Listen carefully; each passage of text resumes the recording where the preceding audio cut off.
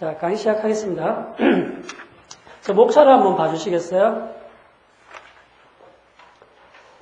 자, 기본을 다 하는 것도 좋지만 시험과 관련된 것 중심으로 일단 하겠습니다. 그래서 우리가 항상 책 보면 처음에 연원, 발전 과정이 나오잖아요. 그죠? 그거는 혼자 읽어보셔도 별 무리가 없습니다. 그래서 이제 유엔의 통일매매법 제정 과정이나 지금 현재 이게 지금 매매협약 CISG 요거 여기 나올 때까지 그런 과정들입니다. 그 과정들은 읽어보셔도 될 것 같고, 제가 중점이 두는 게 뭐냐면 지금 파트 1 국제그룹 총론에서 2하고 그 다음에 국제계약 총론, 그 다음에 국제매매 및 관련 거래입니다. 자, 그 다음에 여러분들이 국제거래법 이걸 지금 사실상태 과목이나 이게 나오기 전에 주로 옛날에는 뭘 주로 했냐면 인코텀즈 있죠, 그죠?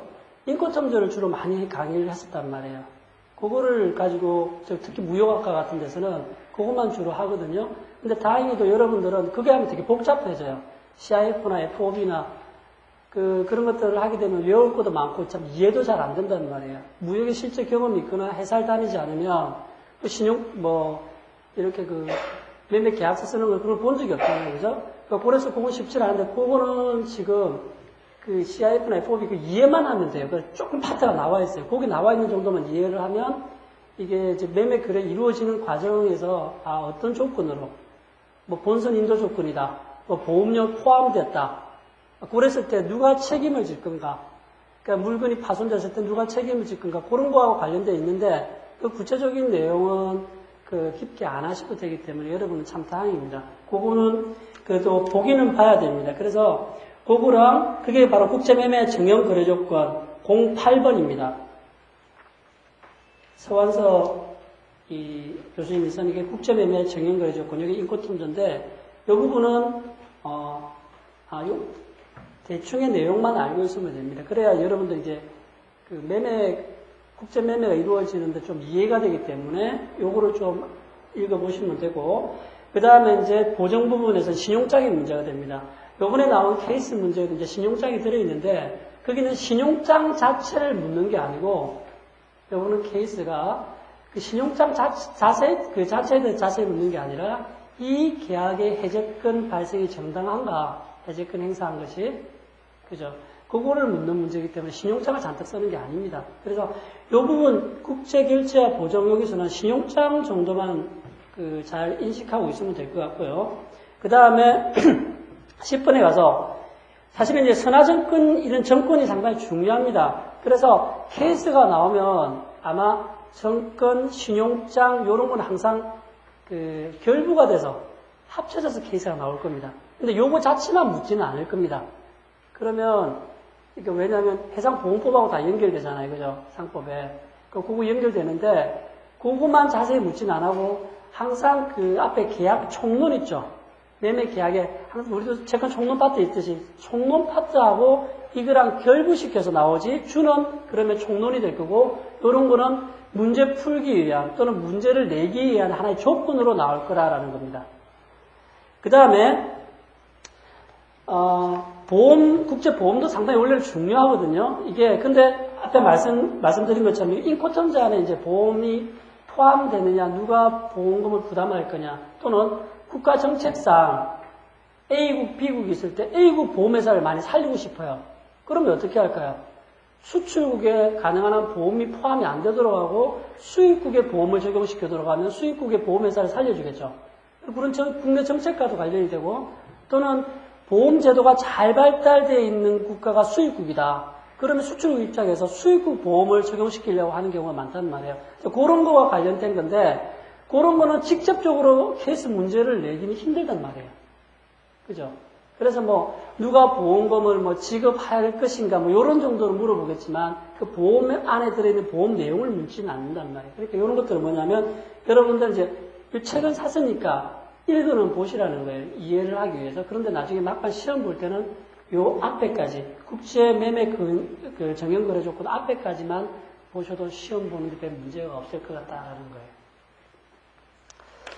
거예요. 그 다음에 이제 기타 국제거래는 그 국제 대리점 계약하고 국제 판매점 계약만 조금 주의해서 읽어보시고 요것도 직접 시험하고는 관련이 없을 것 같습니다.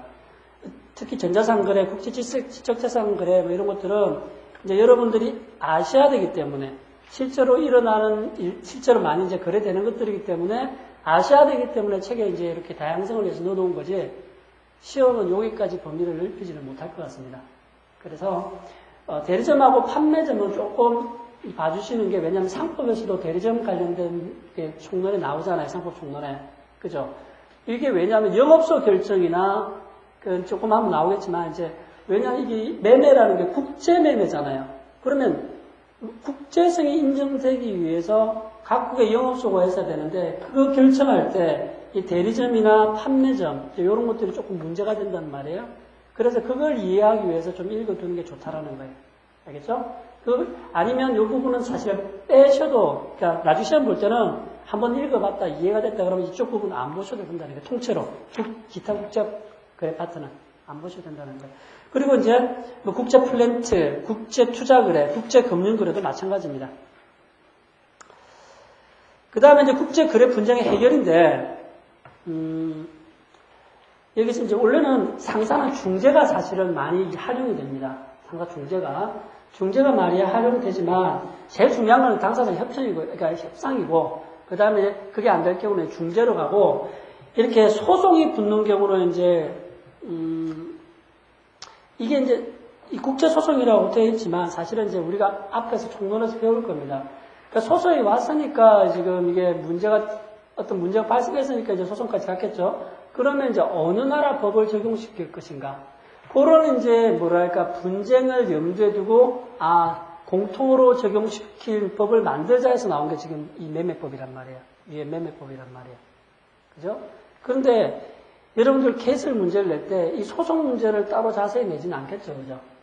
그러면 앞서도 말씀드렸지만 이런 것들은 다 문제랑 케이스랑 결부해서 나오는 조건이지 이것만 별도로 케이스 하나를 내는 것은 아니다라고 머리에 이제 생각을 하시고 그러면 이제 볼 게 다 정해졌습니다.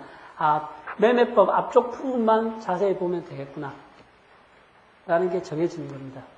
그래서 이 책이 많지만 좀 두꺼워 보이지만 사실은 요 한 200페이지 정도만 자세히 보면 여러분들 케이스 변호사법 시험 보는 데는 별 무리가 없지 않겠나 싶다라는 겁니다. 그래서 저도 약 200페이지 정도까지 하고 그 다음에 제가 진도표 나눠준 거 보면 진도표가 조금 달라질 겁니다. 조금 뭐 차이는 있겠지만 그걸 위주로 할 건데 대리점이나 판매점 계약 조금 보고 그 다음에 국제거래 분쟁 해결에서 협상이나 그 다음에 소송, 중재는 내용을 다 훑진 않고 그래서 이런 것들은 알아두면 좋겠다 싶은 정도만 하고 그렇게 해서 국제거래법을 끝낼 겁니다. 알겠죠? 그리고 이제 국제사법을 들어갈 겁니다. 자, 그러면 3페이지 보겠습니다. 국제거래법의 개념.